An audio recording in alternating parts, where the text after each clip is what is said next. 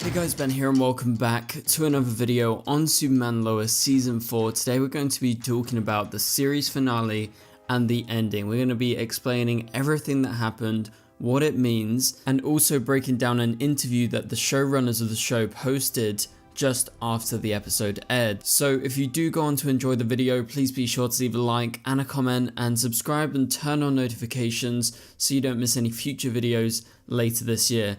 As I've mentioned in the last couple of videos, yes, Superman Lois is finished, but the channel is going nowhere. We're still uploading videos, especially this week. We're still going to be covering Superman Lois because there's so much that we need to talk about. There is a bunch of interviews. The showrunners have talked about potentially Darkseid and him maybe showing up. That's a concept that they even thought about. And then there's also other stuff like Arrowverse related, saying that maybe they even considered the Flash and Supergirl showing up, but that didn't happen. So that's going to be separate videos, so stick around for that. Also, we got some Smallville content I want to post this week as well, and beyond that we'll do much more DC content, so let me know what type of TV shows or films you want me to cover on the channel. But for now, let's go ahead and jump into today's main topic. So this is all about the series finale and the ending scene. It was such a good ending, and I love the way that it was just so powerful. It's an ending that will stay with all of us viewers forever, and I think that's definitely what they intended. It's not your normal series finale ending in the Arrowverse, because I feel like all the other series finales, they were good, but they didn't end in their prime. That's the difference of Superman Lois. Season 4 is possibly the best season of Superman Lois yet, and ending in such a strong season obviously gives it a leg up over all the other Arrowverse shows. Like, as much as I love The Flash or Supergirl, they didn't end in their best seasons. Like, imagine The Flash ended in like season 2, then you'll be like, wow, what a show, you know, compared to say The Flash season 9, which was a good season, but it wasn't the best season of the show. So if you guys know what I mean, like Superman Lois ending in its prime and ending in such a strong way, I think that's going to be more impactful than a lot of the other shows. Now, I'm not saying The Flash wasn't impactful or Arrow or Supergirl, but I'm just saying this, for me, really was powerful. And so it's a great choice to go this way, and obviously we'll talk about the different bits in Clark's epilogue that he does throughout the last 10 minutes roughly of the episode. And it was beautifully tragic, this whole thing, as he talks about his friends, his family, and how he sees life, and how heartfelt, sad, but also how hopeful and joyful the final scene was. We need to talk about all that and so much more. So let's go ahead and break this down. So we're going to be talking about the ending first, then I'll jump into the interview to break that down as well, which just basically expands on what we're talking about here. So the epilogue begins with Superman saying that he lived for 32 more years after Sam Lane's sacrifice, when he got given his heart. We get like various shots of General Lane before Clark starts to talk about his legacy, and that's at the point where he starts thinking, okay, right, I can't do this alone. That was established earlier in the series finale, where the two Superboys obviously step up. And a big question we all had going into this finale was, are we going to see Jordan and Jonathan in Superboy costumes? And it was at this point that our questions were answered by Superman Lois, because we got to see them in their Superboy costumes and it being designed in the fortress, and it looks amazing. Now, the inspiration is seemingly inspired by various Superboy suits throughout DC Comics. Jordan's costume is more like the New 52, because if you see a comparison, I'm sure most of you guys have seen the shots and the comparison images that people have put together online. It looks like the New 52 Superboy costume, and I would say Jonathan's costume is a bit more classic or old-fashioned, like the kind of Superboy that you'd be used to way back in the past, like the original Superboy. So I like that we got two different suits for them, because they are two different Superboys, even though technically they have the same name. But it was just so satisfying to see them fully suited up in their Superboy costumes after talking about this for the last 1-2 years, or even beyond that, with Jordan specifically, and obviously Jonathan more recently since he got powers.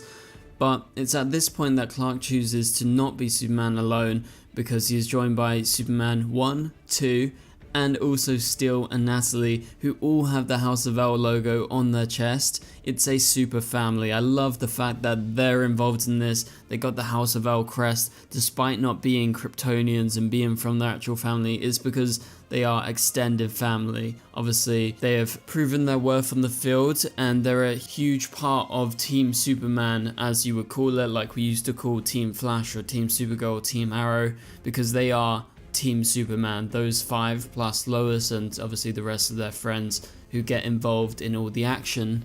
So it was just such a good moment, and I'm sure all of you guys freaked out as soon as you saw all of them lining up in the sky, flying off together. It was just such an amazing piece of fan service. Now let's talk about old Clark, because old Clark is joined by Lois at different time periods throughout this epilogue. But first off, we see them, they're a bit older, and we've got older Jonathan, who's played by Bitsy Tulloch's husband, who you guys know from Grimm. He also directed episode 7 of Superman Lois this season, so he's been involved quite a lot, and they really tried to do this season to get everyone involved that has had an influence on the show or is linked to the show somehow. Like, say, the director of the series finale, his younger brother played Jimmy Olsen on the show, so that's a link. Also, the director and Brent Fletcher, one of the showrunners of the show, the kids in the episode that are Jonathan and Jordan's kids, they're their kids, so they made sure to have everyone involved. But in terms of Jordan and Jonathan when they're older, they obviously look the part, the 2 actors, but I'm not sure who their wives are. I don't know if one of them is supposed to be Candace or not. I mean, it could be Candace, but one of them is definitely not Sarah with Jordan, so I think that is someone completely different that we've never met before. But it was nice to see that they did have their happy ever after. But next up, we're shown Lois, who is once again dying of cancer, and this time she wasn't able to survive. She's older, she's probably in her 70s. And what Clark says in his epilogue is that they never spent a day apart for the rest of their lives, and it was a magical time that they really, really appreciated. And obviously, we as fans appreciated hearing that, because it's just such a sad way for Lois to go out. Obviously, this is the reality for a lot of people. That's probably hit a lot of people close to home, like the cancer storyline did last season. So seeing it come back once again, man, I mean, I just can't even imagine what that feels like. But with Clark, he lives a while longer, and in Lois's absence, he feels quite alone despite having his friends and family around him. But he finds companionship with a dog named Crypto.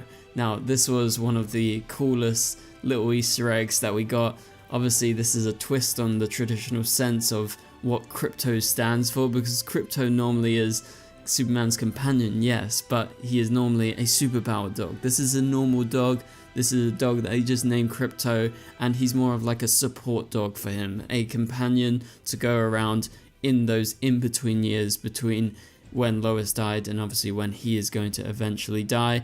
And it's at this point we go to Clark's death for the second time, and it's actually beautifully tragic in a strange sense, because he sees his friends, his family in the afterlife. He is welcomed and it feels like home. And like I said at the start of the video, it's just such a good choice for them to end in such a heartfelt way that really is quite hopeful and optimistic and beautiful at the same time, and it celebrates life and the bonds that people share that are eternal, as you see at the end of the episode. So there's not much more to analyze in terms of the specifics right there. Like, obviously it's exciting to see the Superboys in their costumes and the new Steel and Natalie costumes. That was great. And to see old Lois and old Clark and the way that they lived their life, it's just super interesting. But obviously it ends in a way that is very conclusive, and I love that. It's not teasing something new or teasing something different, kind of like what The Flash did, where they introduced the different speedsters at the end of the show, which obviously gives you something to think about. But with this, they cover a lot of ground, and there is obviously stuff to think about, but it's more of an ending for us to actually see the humanity in Superman and Lois and see the way that they lived the rest of their lives. And I'm very appreciative that we actually got to see this. But for now, let's go ahead and break down this interview from TV Insider with the two Superman Lois showrunners who give us a good insight into the ending of the episode that we've literally just talked about, and so they give a little bit more depth, and we're going to be breaking this down now.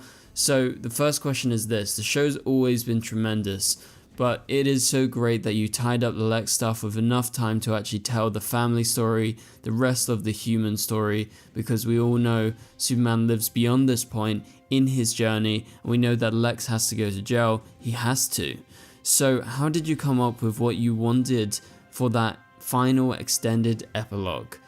Okay, so Todd Helbing replies, well, Brett and I talked about this. We had a couple of ideas. We talked about the ending somewhere a little bit different, but at the end of season 3 we started talking about stuff, and once we found out it was the final season, Brent and I were fortunate enough that we had a couple of weeks before the rest of the writers joined, so we were really able to just really dig in and hone in on the story that we wanted to tell. And it felt like, because we knew this was one of the rare opportunities to tell a whole Superman story, and we have to emphasize a whole Superman story because that is what it truly is. We wanted the ending to really have a meaning to it, so it would last with people and do something that other iterations weren't able to do. And I completely agree with what Todd Helbing is saying here. I've literally talked about this earlier in the video, and the fact that it was just such a powerful ending, and it's such a great way to round out Superman's story, to round out this very humane story that they've been telling in the past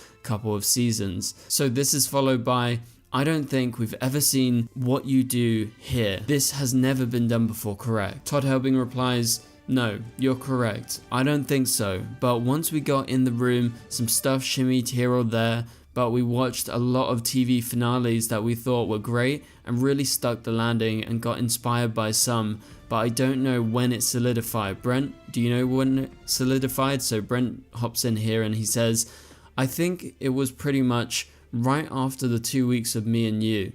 And we knew we liked the idea of the death of Superman being the arc for the season, and everybody thinking it was the first time he died this season, but it was actually the last one in episode 10. We were pretty excited about the idea that you don't really know what we've planned out until you've seen the last episode. So this is me just jumping in here because I think this is actually really smart and a great twist that they actually thought about this so early on, that they thought, okay, the actual death of Superman's story arc, it does begin in episode 1. We see him die for the first time, but it's the second time that he dies that he actually properly dies, and that is the death of Superman. And so they continue by saying, and the other thing is that we always wanted to take a lot of pride that our Clark Kent is so relatable and is the most human version, we think. And to give him the final journey of seeing his life and seeing his death is something that every human being experiences. To go through that with him, we felt was a really fascinating way to end that icon story, and it really felt so good.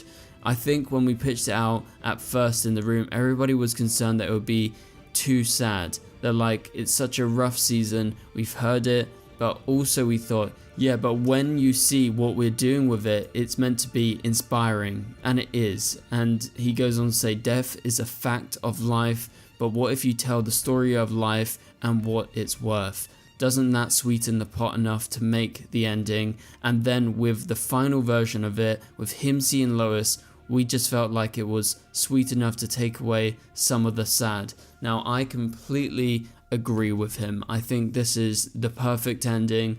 I think they definitely sweetened it enough that it wasn't just extremely sad. Obviously, it was very heartfelt, and everyone was probably on the verge of tears, if not crying, whilst watching this. I've watched it multiple times since last night when I watched the episode for the first time, and it's got to me every time. Like, I just can't help it. It's just such a good ending, and I completely agree with what they are saying here. And so the next question after this is in regards to the Superboys, because they say, are we to assume that while Clark is aging, the boys are off being Superman? So upgrading from Superboy to Superman. And Todd Helbing says, yes, yeah, they have some help. Still was a part of that for a while. there's that one shot of them all, and then at some point he's going to hang up the suit and pass it on to Nat fully, so she would become the new Steel, like they would become the new Superman, so they'll all pass on the mantle to the kids, and then eventually I guess their kids would take on the mantle, and Superman and Steel will live on forever through new generations of heroes that are born. And so it would be the three of them, and yeah, they're all saving the world together. So I love that answer. I love the fact that, yeah, there is actually a future beyond what we've just seen here. Yes, you can imagine Jordan and Jonathan being Superman themselves, taking on the mantle from their father as he eventually dies. But let's move on to the final question. This is, when did you realize that General Lane's heart would actually be the heart of your finale? Todd Helbing replies, I mean, originally we talked about having Tal Rowe come back. We love Adam Rayner. He's fantastic. It was just with the sort of restraints that we had, we weren't able to do that then.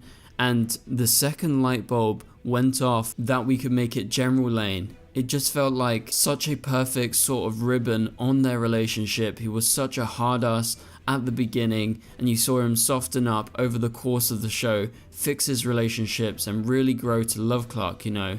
So it just felt like the ultimate sacrifice, and at the end of the day, all of our characters in the show are heroes. They all fight for things they believe in, and it just felt like that was the best way to honor that character. So there you have it. That is what they had to say in regards to General Lane's heart being the heart of the finale, and the fact that it was the ultimate sacrifice that meant a whole lot to Clark himself, but also the whole family, for allowing Superman and Clark to come back for 32 more years to live beyond what he was supposed to live, because he did originally die at the hands of Doomsday, but he came back thanks to General Lane's sacrifice. So that pretty much does it for this video, guys. Hopefully you enjoyed it. If you want to see more videos, of course, let me know. If you have any ideas down in the comments below, but I have quite a few videos planned out for the rest of this week, so stick around, guys. And if you enjoyed this video, please be sure to leave a like and a comment, and subscribe and turn on notifications so you don't miss any future videos. But for now, you can click on the top right corner of the screen to watch my latest video, and I will catch you guys later. Goodbye.